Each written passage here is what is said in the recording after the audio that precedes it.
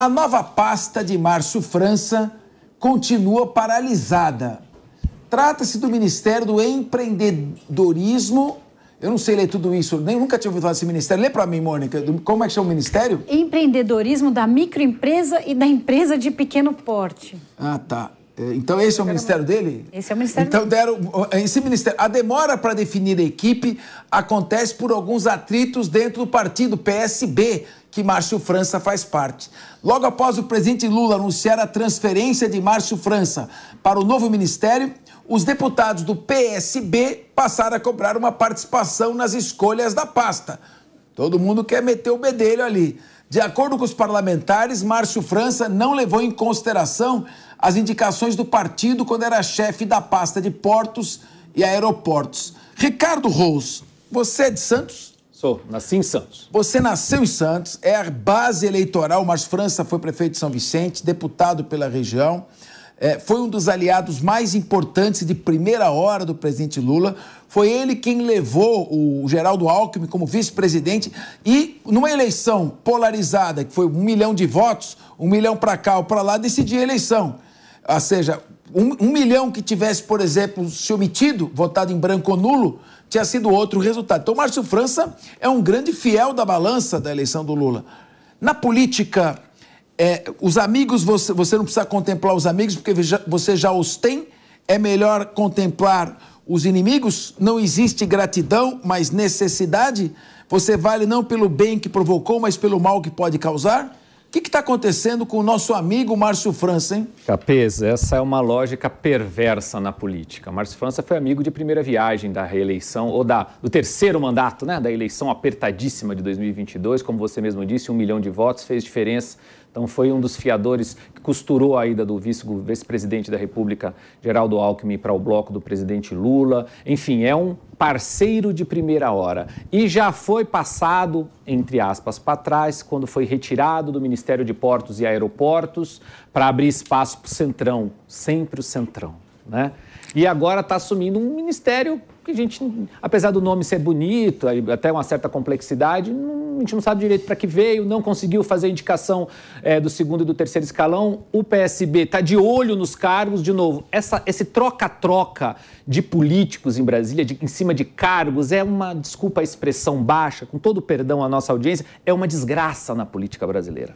Porque isso atrapalha muito, Capês, isso atrapalha muito o dia a dia do jogo político no Brasil, fazendo com que, infelizmente, aquilo que a Mônica falou anteriormente, que eu concordo, na política você não precisa querer fazer, você precisa saber fazer. E boa parte do ministério que a gente vê aí não sabe fazer. São pessoas que são colocadas lá por indicação política, por interesse político. E o interesse da população vai ficando sempre para depois. Agora, Mônica Rosenberg, se fosse essa prática do Centrão algo específico desse governo, seria mal, mas um mal menor. Isso é uma característica da política brasileira. Desde que Dom João VI veio para cá, que dizia assim, tu tens a carteira para que tu queres o salário. Eu pergunto para você, em todo governo é esse mesmo problema. São os deputados que se aglutinam, formam ali o que se chama do Centrão. Por que é Centrão? Porque não importa a ideologia de direita, de esquerda, mais liberal, mais privatizante, menos privatizante. O que importa é fazer um núcleo de poder e participar da gestão, seja lá a administração de esquerda, de direita ou de centro. Com alguns ocorre mais, com outros ocorre menos. Como extirpar esse mal da política brasileira? Mônica, nós estamos fazendo a cobertura da guerra aqui. Você vê Israel cercado por inimigos de todos os lados. O Japão numa área de abalo sísmico permanente. A Islândia, uma ilha gelada, quase no Polo Norte, cercada e ponteada por geysers por todo o local, e transformar aquilo numa fonte de energia. Nós temos o quê? Nós mesmos que nos boicotamos, Mônica? Então, antes de comentar dos urubus da nossa política, eu só quero comentar uma ironia que me chamou a atenção aqui na hora que você pediu para eu ler o nome do ministério. O Partido Socialista Brasileiro está disputando e discutindo o Ministério da Microempresa, do Empreendedorismo. É uma contradição em termos absoluta, que é o Partido Socialista que está cuidando de fortalecer as nossas empresas. Que alegria ver isso.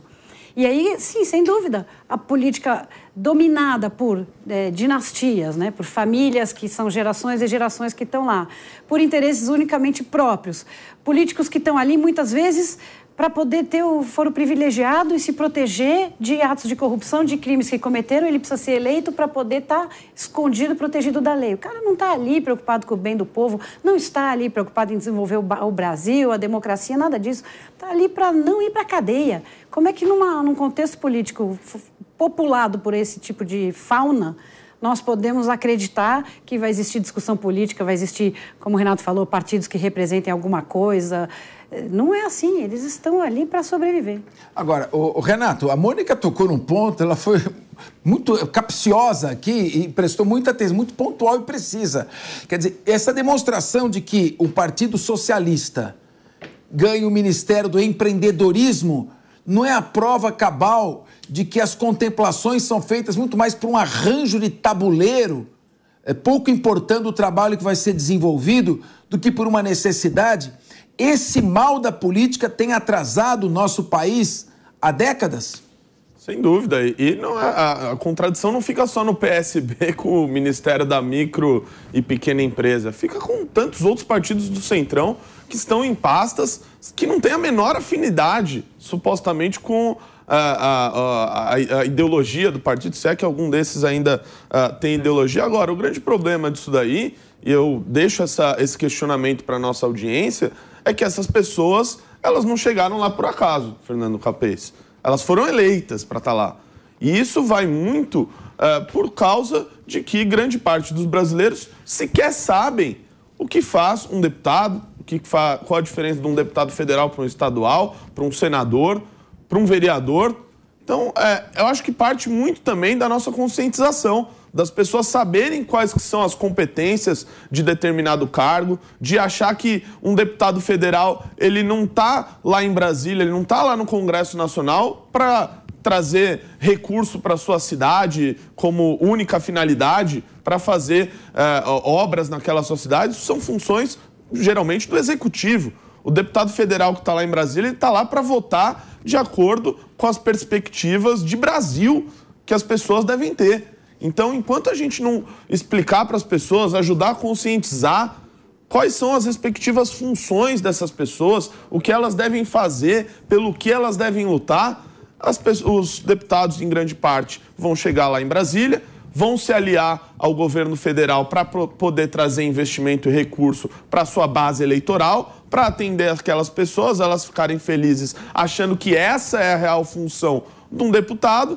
E em todas as pautas que o Executivo mandar para o Legislativo, isso vai ser aprovado. Isso não acontece só em Brasília, acontece nas assembleias estaduais, nas câmaras municipais. Esse é um dos grandes problemas da política brasileira, porque grande parte desses eleitos acabam se juntando ao Executivo em troca desses recursos para fazer investimentos e as pessoas acharem que, por isso, ele está fazendo um bom trabalho, ao invés de estar lá representando pautas, representando ideias, representando o Brasil que a gente quer. Mônica, o que você quer falar? É o custo Brasil? O que você está... Eu quero complementar que aquilo que a gente estava falando das emendas parlamentares é exatamente o combustível para essa relação tóxica.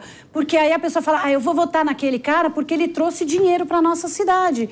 E aí, Renato, cria essa dinâmica que você está dizendo. Precisa acabar com as emendas, porque aí você tira o deputado desse lugar de ser a pessoa que traz recurso e transforma ele no que ele realmente deveria ser, que é um representante daquela população. E se você me permite, ainda um complemento nessa fala, que eu concordo plenamente com a fala do Renato e com a tua, com a lógica das emendas, os parlamentares diminuem muito na minha opinião, uma das principais funções do parlamento, que é de fiscalizar.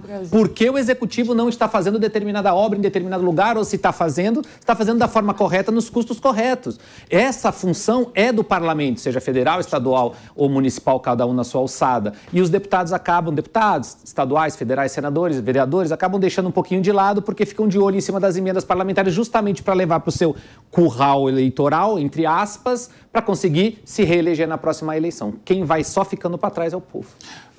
Jéssica Almeida, olha, nos Estados Unidos nós temos o partido republicano, os republicanos e os democratas. Depois nós temos ali na Inglaterra os conservadores, os trabalhistas. Depois nós temos em Israel os trabalhistas, o Likud, direita e esquerda. Mais ou menos tem um partido mais estatizante, com uma visão mais social, outro mais, eu diria que, liberalizante. Agora, no Brasil, nós temos aqui, olha, tem MDB, PDT, PT, PCdoB, PSB, PSDB, Agir, PMN, Cidadania, PV, Avante, Progressistas, PSTU, PCB, PRTB, DC, que é Democracia Cristã, PCO, Partido da Causa Operária, Podemos, Republicanos, PSL, PL, PSD, Solidariedade, Partido Novo, Rede de Sustentabilidade, Partido da Mulher Brasileira, Unidade Popular, União Brasil, Pedido de Renovação Democrática. Agora vamos ter o Missão, que foi recentemente aqui, está sendo fundado. Jéssica Almeida, eu queria entender como é que tem 29 partidos, eu contei aqui, 29. Como é que tem tanta ideologia e proposta diferente? Isso é ideologia ou é puro... como é que se chama?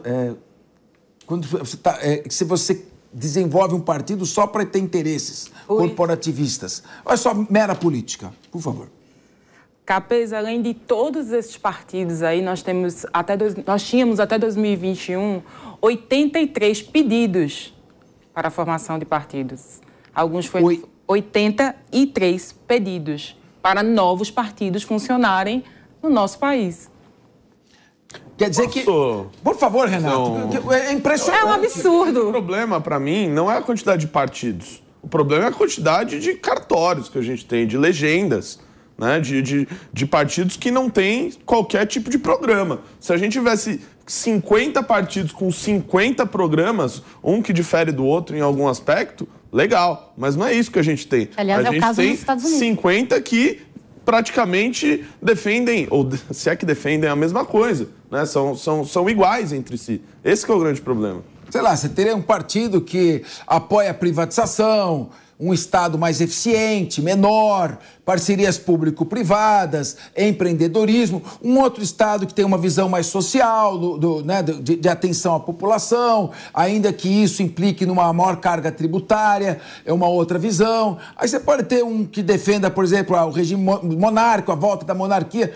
Agora, liberais, 29, tem o PCB, o PCdoB, o PCO, o PSTU na ala da esquerda. Depois você tem um monte de outros partidos na área da direita também, que se fossem aglutinados, dava uma coisa só. Então, dá uma impressão de falta de necessidade. Nós precisamos rever a nossa Constituição. Esse pluripartidarismo é algo que precisa ser rediscutido, Mônica. Tem duas questões aí. Primeiro que nos Estados Unidos tem, se não me engano, 78 partidos registrados. É que eles não têm não têm voz, não têm representatividade, mas os partidos existem. E o problema aqui é que eles são financiados com dinheiro público. Pois é. Todos esses partidos estão lá recebendo fundinho, fundo partidário, fundo eleitoral. Então, essa é uma questão muito grave. E a prestação de contas absolutamente opaca, ninguém Aí você tem presidente de partido viajando de jato particular para tudo quanto é lado, na maior mordomia, contratações que você não sabe muito bem como são feitas, a prestação de contas não tem aquele rigor, tudo mantido com dinheiro público. Então isso é pior do que empresa poder fazer doação durante a campanha.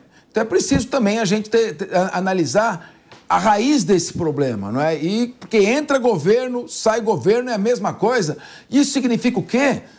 Inflação, juros altos, desemprego, dificuldades para a população que mais precisa de serviços públicos que não funcionam. Tudo isso começa também com uma deformidade do sistema político de representação. Capês, por favor. Ter um partido político no Brasil é um grande negócio. Recebe dinheiro público, negocia diretamente com os entes do governo, dependendo do partido. É importante a gente dizer que tem partidos sérios, tem partidos com suas ideologias e tal. Mas tem partidos sem nenhuma representatividade, como o Renato falou aqui. Então, talvez não seja o número de partidos. A Mônica bem colocou, nos Estados Unidos tem mais de 70 partidos, 2 grandes, 2 relevantes, e ainda pode ter as candidaturas independentes. Você não precisa estar em um partido político filiado, como no Brasil é obrigatório, para então você ser candidato lá nos Estados Unidos. Você pode ter sua candidatura independente. Então, o X da questão talvez não seja necessariamente na quantidade de partidos, é na importância que eles não têm no Brasil, porque viraram um negócio para os donos dos partidos, seja nacionalmente, seja regionalmente. Bom, mas você pensa que é só no Brasil que é problema? Não. Tá lá, Oriente Médio em guerra, Israel com a Ucrânia, Estados Unidos num déficit violentíssimo e mandando bilhões para tudo quanto é guerra, tudo quanto é lugar, a gente não sabe como está sendo gasto. Já existe um alto funcionário lá da Ucrânia dizendo o seguinte: estão roubando como se não houvesse amanhã. Está entre aspas essa frase. Então a situação está ruim no mundo inteiro.